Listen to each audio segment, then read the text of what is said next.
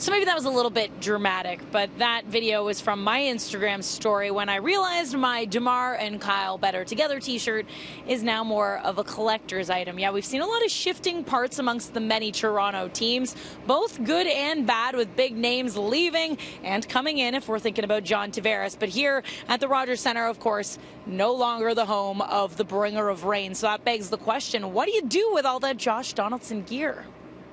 Luckily, Jennifer's player of choice, Marcus Stroman, still a part of the Toronto Blue Jays. But Jennifer, do you own any Josh Donaldson gear by chance? No. No Donaldson No. gear? Would you ever alter a jersey, or have you ever altered a jersey when a player has left? No. No. They cost too much. Cost too much money to change. Do you own any Josh Donaldson gear? No, but we've noticed a lot of it around the park. Right? That kind of gives me a little chuckle, but yeah. I know. On clearance? On clearance. It's a bargain. Would you alter a shirt? I've seen this done. Duct tape, sew patches on. Would you ever consider doing that? I don't think so. I guess once you're loyal, right? Why change it? Yeah, why change it? I agree. So we've got Jackman72. Not familiar with this player, but that is because you might have the best strategy, Mike. Personal jersey, right? Getting traded anywhere, right? That's it. You'll always be for the home team. Absolutely. Now, do you own any other gear of, like, say, a Josh Donaldson or a Jose Batista? Yeah. Yeah? They're at home, yeah. Yeah, and would you still wear them? Absolutely. They're one of the trademarks of the Blue Jays and wherever they go, so they'll always have a home here in Toronto. Now, if you do have a Donaldson jersey, here's one unique option we've come up with. Take your classic jersey, cover up the S-O-N, so you've just got Donald. Then if anyone asks, say the jersey's in honor of Mr. Donald Lutz. Who is that, you may ask? Well, he never actually played for the Blue Jays.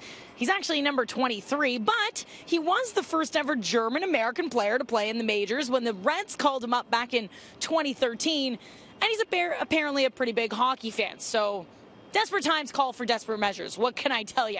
We also thought we'd ask some City News viewers online what they thought about whether or not they should keep their gear or bury it deep down in the drawer where it will never see the light of day yet again. I think it always comes down to whether or not the player is beloved. Brittany says, I will still wear both DeRozan and Donaldson to the games. No biggie. I don't disagree.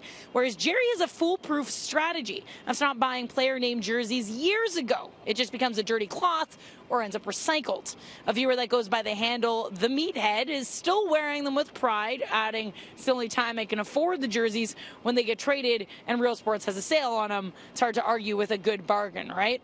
Thomas is a little harsher, just responding with a gif of a guy using a flame torch, while Derek's appreciative, rocking Donaldson and DeRozan because they were two of the greatest athletes to play for Toronto teams who love this city and the fans, and you really can't argue with that. Now, if you were hoping to potentially be at the ballpark tomorrow night to give Donaldson a standing ovation with his new club, you will not have the opportunity. Cleveland is indeed in town, but Donaldson is on the 10D DL and will not be in the lineup. Now, as for the Jays, tonight at the Rogers Centre, wrapping up their series with Tampa, you can catch the game on Sportsnet, first pitch at 7:07.